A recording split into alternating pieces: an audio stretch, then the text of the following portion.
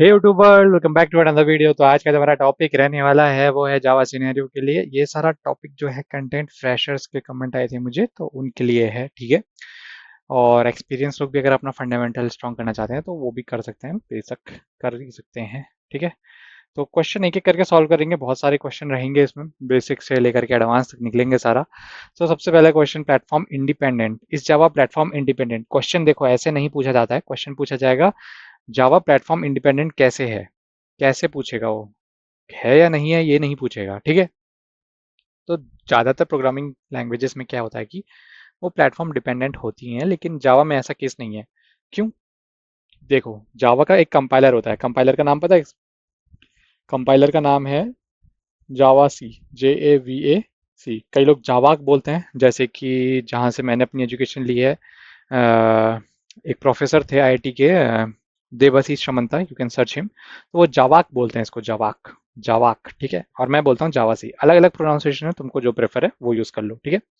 तो कंपाइलर है जावाक या जावासी, मैं बोलता हूँ जावासी, ठीक है। तो इसमें क्या होता है कि जब भी कंपाइल होता है ना, तो जावा की बेसिकली होता है क्या, एक बाइट कोड क्रिएट करा जाता है, ठीक है।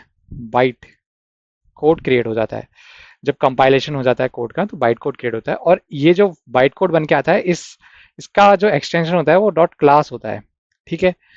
तो ये जो फाइल है ये इंडिपेंडेंट है, ये पूरी इंडिपेंडेंट फाइल है, INDEPENDENT, ठीक है। इसका नोट ले लेना, मेरे को पता है तुम्हारे दिमाग में ब्रह्मांड की सारी इंफॉर्मेशन समा जाती है, लेकिन एक हफ्ते बाद भूल जाओगे, तो कहीं ना कहीं इसको लिख लो कि एक डॉट क्लास फाइल बनती है जावा सी, हमारा जो कंपाइलर है कंपाइल करता है, बाइट कोड में कन्वर्ट करता है, डॉट क्लास फाइल बनती है, इंडिपेंडेंट है किसके, हार्डवेयर के, सॉफ्टवेयर के, ठीक है।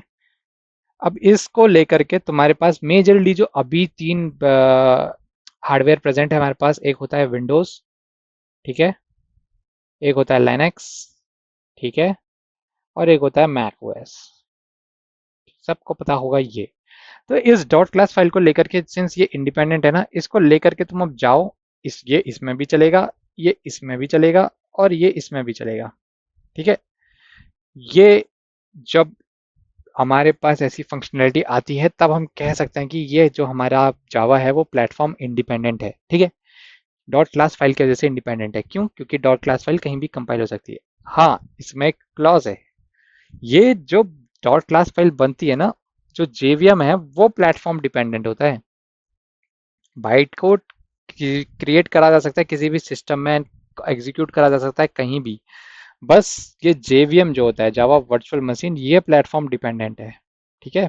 ये प्लेटफॉर्म डिपेंडेंट है, इसको हम आगे डिस्कस करेंगे इसी सीरीज में, कंटिन्यूशन में। तो JVM जो होता है वो प्लेटफॉर्म डिपेंडेंट होता है, लेकिन जावा को तुम कह सक जावा 100% प्लेटफॉर्म इंडिपेंडेंट लैंग्वेज है। कैसे है? क्योंकि जावा का कंपाइलर कोड को बाइट कोड में कन्वर्ट करता है, और वो बाइट कोड का नाम जो भी होगा फाइल का, ठीक है, आगे से XYZ, वो डॉट क्लास में कन्वर्ट होकर, जो कि इंडिपेंडेंट है हार्डवेयर के और सॉफ्टवेयर के, कहीं भी मैकओएस, लाइनक्स और विंडोज में रन कर सकती है। इस वजह से जावा प्लेटफॉर्म इंडिपेंडेंट है, ठीक है। आज का ये वीडियो यहीं तक रखेंगे। वीडियो पसंद आएगा तो लाइक से सब्सक्राइब जरूर करना, अपने दोस्तों के साथ साझा जरूर करना। मिले कोई क्वेश्चन हो तो कमेंट सेक्शन में आके जरूर बताना। अगली वीडियो में